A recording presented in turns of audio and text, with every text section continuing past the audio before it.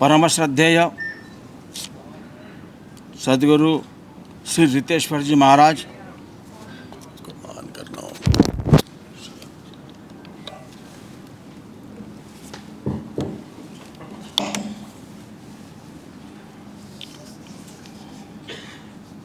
भारत के पूर्व राष्ट्रपति, पूर्व उपराष्ट्रपति और मेरे अभिभावक जगदीप जी धनखड़,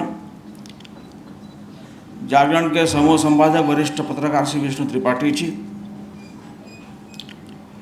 सभागार में उपस्थित हमारी दीदी सुश्री उमा भारती जी,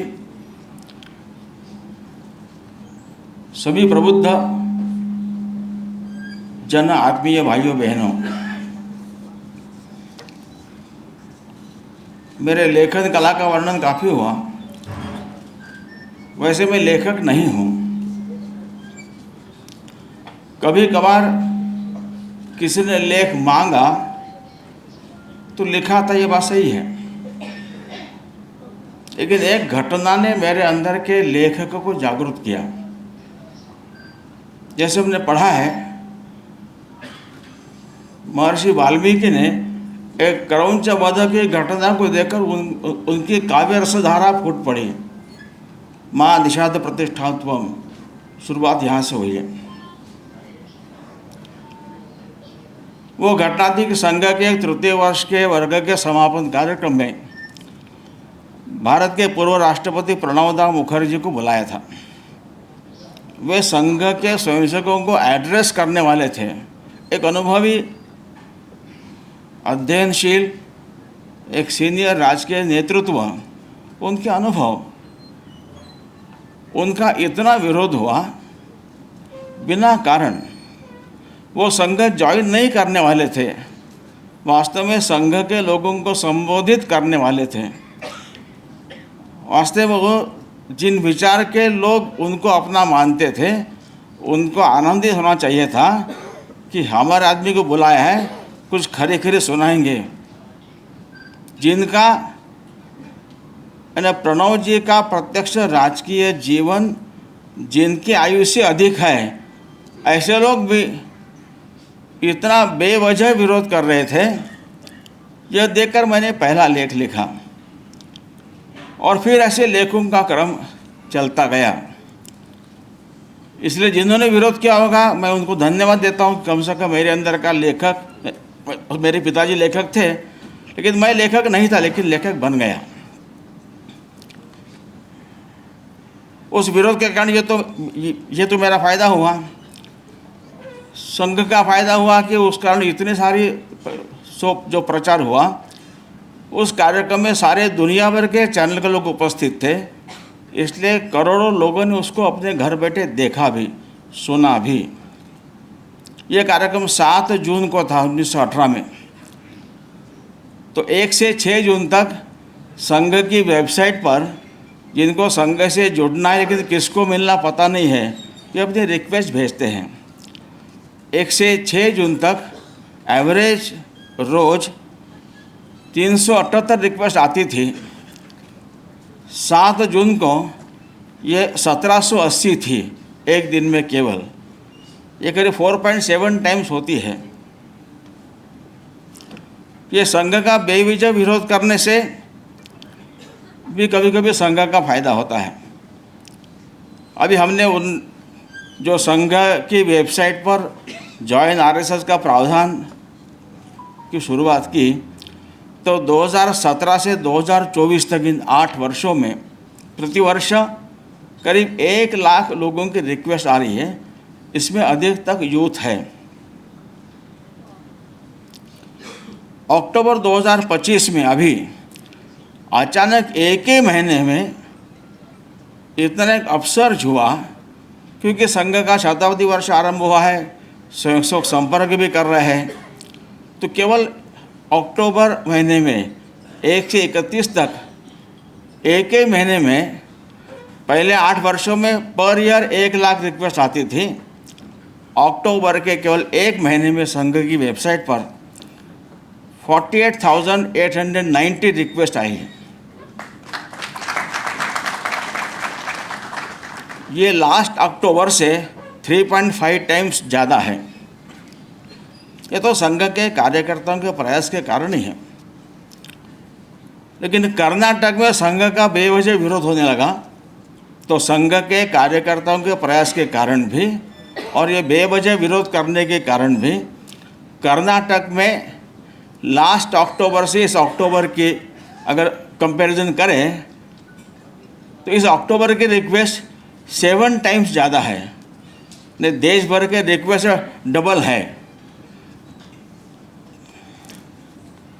तो इसलिए ये प्रणव दा के संघ के कार्यक्रम में आकर संघ के स्वयंसेवकों को एड्रेस करने के कार्यक्रम का जो विरोध हुआ, उसके कारण मेरे अंदर का एक लेखक जागरूक हुआ।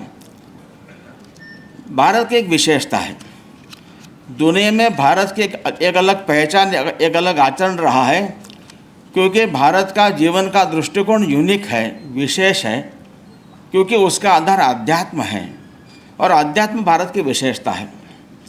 और इसलिए यह जीवन का दृष्टिकोण होलिस्टिक है, इंटीग्रल है, it sees the entire creation connected. इसलिए वसुधैव कुटुंबकम भारत केवल मानता नहीं, जीता आ रहा है।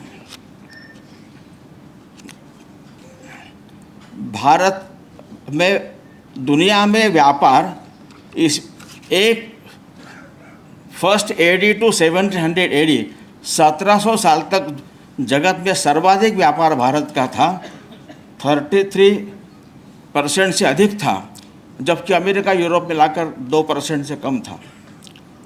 तो दुनिया भर में हमारे लोग गए, but we did not colonise them, we did not try to convert them, we did not plunder their resources, neither उनको गुलाम बना, उनका व्यापार भी नहीं किया। ये भारत का चरित्र रहा है, क्योंकि Bharat never thinks in terms of otherisation. बाकी जो सेमेटिक थॉट है वो हमेशा दुनिया को 2 भाग में डिवाइड करते हैं, बिलीवर्स, नॉन बिलीवर्स, ईमान वाले, काफिर। वामपंथी विचार के आप नहीं है, उन्होंने आपको दक्षिणपंथी कहना शुरू कर दिया है। लेकिन भारत सबको एक ही मानता है, तो लूटेंगे किसको? यह भारत की विशेषता है। और कोरोना काल में हमने देखा है, कोरोना दुनिया भर में था, भारत की सिवाय सभी देशों में केवल सरकारी कर्मचारी लोगों की सेवा करने में जुटे थे। भारत में सरकारी कर्मचारी तो जुटे थे ही, परंतु भारत ऐसा एकमात्र देश है दुनिया में जहाँ पर लाखों की संख्या में लोग बाहर निकले थे। और फ्लड, अर्थक्वेक, लैंडस्लाइड के बाद जाकर सेवा करना अलग बात है। हाईली इन्फेक्शस, हाईली फैटल ऐसी बीमारी है, मेरे बाहर जाने से मेरी जान को खतरा है, यह जानकर भी सारे भारत में और केवल भारत में लाखों लोग बाहर निकले हैं। ये भारत के अध्यात्म का प्रकटीकरण ही है। Through spirituality they felt connected, कुछ करने का मन हुआ ही है। इसलिए भारत को समझना, इस भारत के भारतीय अवधारणा को समझना आवश्यक है। अनफॉर्चुनेटली दुनिया में ऐसा भारत ही एकमात्र देश है जिसके 2 नाम हैं, बाकी किसी देश के 2 नाम नहीं हैं। सभी देशों में डेमोक्रेसी है, राजनीति है, 2-3 दल है, लेकिन as a nation, as a people हम कौन, इसके बारे में सबका एक मत है। भारत के बगल का जो देश है, पहले ब्रह्मदेश नाम था, उसका अंग्रेज़ों ने बर्मा किया, इन्होंने आज़ादी के बाद म्यांमार किया, लेकिन बर्मा छोड़ दिया। वो बर्मा दैट इज म्यांमार नहीं कहते हैं, केवल म्यांमार कहते हैं। इसलिए भारत की इस एक अवधारणा, सैमुअल हंटिंगटन ने कहा है, जब तक हम कौन है एज ए पीपल हम तय नहीं करते, तब तक हमारी दिशा तय नहीं होती है। इसलिए भारत की आज़ादी के बाद खूब सारे प्रयास हुए, खूब सारे प्रयत्न हुए, लेकिन हम दिशा तय नहीं कर पाए, क्योंकि हमने भारत की भारतीय अवधारणा को ठीक समझा नहीं। इसलिए हमारी विदेश नीति, रक्षा नीति, अर्थनीति, शिक्षा नीति पश्चिम की नकल करने में लगी। इसलिए कैसी गलत बातें होती है, कभी आश्चर्य होता है, कुछ बातें हम मान लेते हैं यही सही है। जैसे एक बड़ा देशभक्ति पर गीत के नाते सब तरफ गाया जाता है, खास 15 अगस्त को हमारे सिपाही सैनिक भी उस पर नाच करते हैं। देशभक्ति का गीत है, सारे जहाँ से अच्छा हिंदुस्तान हमारा, हम बुलबुल है इसकी, ये गुलसिता हमारा। मैं जितने लोगों को पूछता हूँ इसके दूसरे वाक्य का अर्थ क्या है, वो कभी सोचा ही नहीं था उन्होंने। तो सारे जहाँ से हिंदुस्तान से समझ में आता है, ये गुलिस्ता मतलब बगीचा है, ये भी समझ गया कि हम बुलबुल हैं, जो पक्षी है जो वहाँ पर गुल खाने पराग खाने आती है। अगर यहाँ पराग नहीं मिला तो जहाँ गुल मिलेगा वहाँ जाएंगे। हमारा संबंध क्या है? तो हमारा पढ़ा लिखा वर्ग बाहर क्यों जा रहा है ज़्यादा, वहाँ गुल ज़्यादा मिल रहा है। और देशभक्ति का गीत है। जब मैं पूछता हूँ कि हम अगर बुलबुल नहीं तो हम कौन हैं, तो पहला उत्तर आता है माली है, फिर कहते हैं रक्षक है, बाद में कहते हैं कि मालिक है, एक उत्तर आता है हम इसके पौधे हैं, हमसे बगीचा बना है। जिस किस्म का है प्लांट, अगर फूल का है उत्तम फूल लगे, फल का है उत्तम फल लगे, तब यह गार्डन फ्लरिश होगा। और हमारी जड़ें इसी मिट्टी में लगी रहेगी, बगीचे को आग लगेगी तो सबसे पहले बुलबुल उड़ जाएगी, लेकिन पौधे यहीं रहने वाले हैं। कितना गलत नैरेटिव हमारे देशभक्ति के नाम से चल रहा है। एक आपने सुना है कई वर्षों से कि भारत कृषि प्रधान देश है। वास्तव में भारत उद्योग प्रधान देश था। हमारा व्यापार अच्छा था, ये बात सही है, खेती अच्छी थी, हमने कभी अनाज बेचा नहीं है, खाया है, खिलाया है और चीज़ों के लेन देन में अनाज का प्रयोग किया है। भारत में उद्योग अच्छा था, चमड़ा उद्योग था, यहाँ पर अच्छी मेटलर्जी थी, भारत का लोहा स्टील खूब प्रसिद्ध था, कांसा बना, पीतल बना, यहाँ पर इत्र का अच्छा उद्योग था, कपड़ा उद्योग अच्छा था। ये सारे उद्योग घरों में होते थे, फैक्ट्री में नहीं होते थे। ऐसे घर गांव में होते थे और भारत समृद्ध था। तो भारत का वर्णन भारत उद्योग प्रधान देश है, ये हमको बताया नहीं जाता है। भारत के पहले राष्ट्रपति डॉक्टर राजेंद्र प्रसाद का सोमनाथ मंदिर के प्राण प्रतिष्ठा का 11 में 1951 का भाषण है। उन्होंने शुरुआत की है, भारत जगत का औद्योगिक केंद्र था, भारत का एक्सपोर्ट अधिक था, इंपोर्ट कम था, दुनिया भर से सोना चांदी भारत में खींची चली आती थी। ये हमारे पाठ्यक्रम में क्यों नहीं है? एक बात कही जाती है, India is a country of diverse cultures. ये बात भी सही नहीं है। यहाँ डाइवर्स कल्चर्स नहीं है, यहाँ कल्चर एक है, संस्कृति एक है, उसका आधार अध्यात्म है, उसका मैनिफेस्टेशन डाइवर्स है। तो सही बात है कि India has a culture that celebrates diversity, ये बात बतानी चाहिए। ऐसी कई बातें हैं। तो ये भारत है। मुझे आश्चर्य हुआ कि गुजरात में 16वीं शताब्दी में नरसिंह मेहता नाम के संत हुए, उन्होंने कहा, भरतखंड भूतलमा जन्मी जेने गोविंदन गुण गाया रे, धनंदन तेणी मात पिता ने धनंदन तेणी काया रे। उसी शताब्दी में आचार्य शंकरदेव आसाम में हुए। उन्होंने कहा, कोटि कोटि जन्मांतरे जहार आसे महापुण्य राशि, शीशी भारतवर्ष जन्म मनुष्य रूपे आसे। दोनों भारत की बात कर रहे हैं, यानी अंग्रेज आने के पहले की बात है। कोई कम्युनिकेशन नहीं, रेलवे नहीं है, टीवी नहीं है, रेडियो नहीं है, वर्तमान पत्र नहीं है, लेकिन गुर्जर प्रदेश की बात ये नहीं कर रहे, आदमी आसाम की बात नहीं कर रहे, दोनों भारतवर्ष की बात कर रहे हैं। ये भारत की भारतीयता को हमको समझाना चाहिए। तमिलनाडु के बड़े श्रेष्ठ कवि हो गए, उनका नाम ही था सुब्रमण्य भारती। सभी तमिल भाषा लोग उनको बड़े गर्व से उनका नाम कहते महाकवि भारतीयार। तो भारत सर्वत्र है, इस भारत को ठीक से पहचानना समझना ये आवश्यक है। 2-3 बातें केवल कहूँगा। रविंद्रनाथ टैगोर ने अपने स्वदेशी समाज में 3 बातें मुख्यतः कही है। एक, उन्होंने कहा वेलफेयर स्टेट ये कभी भारत की परंपरा नहीं थी, ये यूरोप की कंसेप्ट है। वहाँ का नेशन, भारत का राष्ट्र अलग है, वहाँ स्टेट नेशन है जो 16वीं शताब्दी की उपज है। भारत में समाज राष्ट्र है। वो कहते हैं judiciary, foreign affairs, defence, security, ये विभाग केवल राजा के कंट्रोल में होते थे। बाकी health, education, commerce, trade, industry, मंदिर, मेला, संगीत, नाटक, कला, यात्रा, इनकी समाज की अपनी व्यवस्थाएं थी। इसके लिए राजकीय कोष से धन नहीं आता था। उन्होंने व्याख्या की है वह समाज जो अपनी आवश्यकताओं के लिए राज्य पर कम से कम डिपेंडेंट है, वह स्वदेशी समाज है।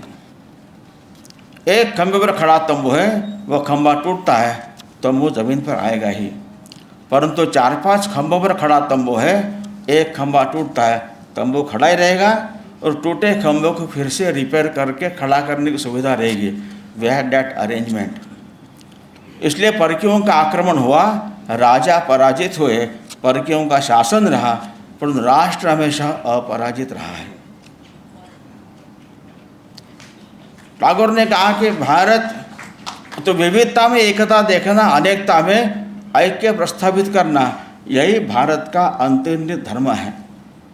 भारत विविधता को भेद नहीं मानता, पराये को दुश्मन नहीं समझता। नए मानव समूह के संघात से हम भयभीत नहीं होंगे। उनकी विशेषताओं को पहचान कर उनको नष्ट किए बिना उनको साथ लेने की विलक्षण क्षमता भारत रखता है। इसलिए भारत में, उनका 1906 का स्पीच है, इसलिए भारत में हिंदू, मुसलमान, बुद्ध, ईसाई परस्पर लड़ते हुए देखेंगे, पर ये लड़कर यहाँ मर नहीं जाएंगे, वे एक सामंजस्य स्थापित करेंगे। अगला वाक्य बहुत महत्व का है। वो कहते हैं यह सामंजस्य अहिंदू नहीं होगा, वह होगा विशेष भाव से हिंदू। तो ये भारत की आध्यात्मिकता, इसका नाम हिंदुत्व है, इसके आधार पर जीवन की रचना, जीवन का विचार बना है। ये भारत का आत्मा, ये भारत का प्राण है। इसको समझना आवश्यक है। ये किसी का विरोध भी नहीं करता है, सबको अपने साथ संभाल लेने की क्षमता भारत की है। और आगे टैगोर कहते इसलिए हमें सबसे पहले हम जो है वह बनना पड़ेगा। तो वह बनने के बाद हम कौन हैं, इसको पहले जानना पड़ेगा। और अभी डॉक्टर राधाकृष्णन की पुस्तक है हिंदू वे ऑफ लाइफ, वो 50-60 के आसपास उन्होंने ये किताब लिखी, उनके स्पीचेस थे। उन्होंने कहा कि दुनिया अब नज़दीक आई है, उससे अधिक दुनिया आज नज़दीक आई है। अब डायरेक्ट फ्लाइट्स हो गई है, इंटरनेट है, ईमेल है, वीडियो है। वो कहते हैं कि with all the diversity of ethnicity, religions and limited sources on the planet, how can the entire humanity live in prosperity, peace and harmony? तो कहते I can see only Hindu solution. ये भारत है। इसलिए इस भारत को ठीक जानना है, भारत के बनना है। हमारे व्यक्तिगत, पारिवारिक, व्यावसायिक, सामाजिक, राष्ट्रीय जीवन में यह भारत तत्व अभिव्यक्त हो, ऐसा समाज खड़ा करना है और भारत को बनाना है। क्योंकि भारत के जो कार्य, जीवित कार्य है, वो दुनिया के मानव जाति को कल्याण का, मंगल का मार्ग दिखाना है। ऐसा भारत खड़ा करना आवश्यक है। इस पुस्तक में इसको लेकर अनेक लेख आपको देखने को मिलेंगे। इस पुस्तक में 4 सेक्शंस है। फर्स्ट सेक्शन में संघ के बारे में अनेक प्रकार की गलत जानकारी लोगों तक पहुंची है, ऐसे प्रश्नों का उत्तर देने वाली बात उसमें है। दूसरे भाग में Hindutva, the soul of Bharat, इसके बारे में सारी बातें हैं। तीसरे सेक्शन में अपने आप को लिबरल, टॉलरेंट कहने वाले लोग कितने इलिबरल, इंटॉलरेंट होते हैं, उनको, तो उनकी हिपोक्रेसी को एक्सपोज करने वाले आर्टिकल उसमें हैं। और चौथे सेक्शन में कुछ महापुरुष जिनके जीवन से हमें हमेशा प्रेरणा पा सकते हैं, तो ऐसे लोगों का सेक्शन है। ऐसे 4 सेक्शन का यह है। आप सब लोग इसको अब पढ़े, चर्चा करें, कुछ उस पर आप लिखें, ये होना चाहिए। इस कार्यक्रम में यहाँ पर हमें इस कार्यक्रम के निमित्त आशीर्वाद देने के लिए आदरणीय श्री रितेश्वर जी महाराज उपस्थित है। समय निकाल कर वे आए, उनका मैं बहुत ऋणी हूँ। जगदीप धनखड़ जी भी समय निकाल कर यहाँ हैं। बहुत एमिनेंट लॉयर रहे हैं। और ऐसी बात में कहा, पंडित नेहरू, लाल बहादुर शास्त्री जी के बाद सभी प्रधानमंत्री से उनका पर्सनल इंटरेक्शन हुआ है। ऐसे दीर्घ जीवन जिनका है। यहाँ पर ज्येष्ठ पत्रकार विष्णु त्रिपाठी जी आए हैं। तो इन सबका मैं हृदय से धन्यवाद देता हूँ। सुरुचि प्रकाशन ने इसको खूब अच्छे कलेवर में यह पुस्तक जो पब्लिश किया उसने भी, तो उनको भी मैं धन्यवाद देता हूँ। धन्यवाद।